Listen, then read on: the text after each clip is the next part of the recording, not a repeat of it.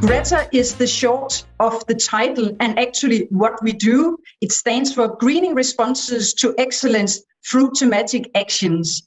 And in Greta, we cover the full spectrum of the different typologies of the skills needed for the green transition. We started out 1 year ago with a core group of 17 members from ENE, from 8 different countries. Now, the way we work on greening of VET in Greta is through a whole institutional approach that captures 5 interlinked elements. First of all, the school perspective. How is the school doing in terms of greening its own campus? What about the vision? And is there a strong management behind it? A second element is for teachers' green professional development, a key factor to further excel the greening of VET. As a third element, we have jointly looked into modalities, practices for green skills ecosystems. And then in the fourth element, the training, we have taken deep dives into the different examples for green curricula and green training programs.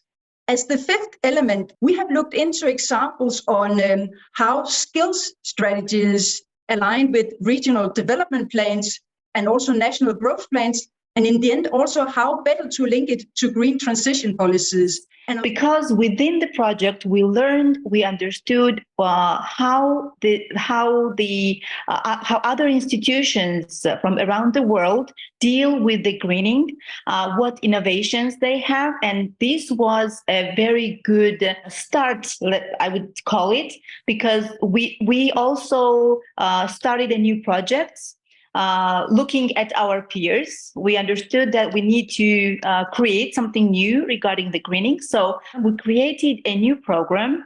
It's a training program concerning energy effectively installation of the plastic and aluminum windows and doors. We connected with the local NGO, and together we created this new program, and we're going to authorize and teach our students. But in the last 2 years, our region has suffered very severe consequences of the climate change. We have discovered actually the potential of sharing among each other, the practices that we have among the leadership and the staff.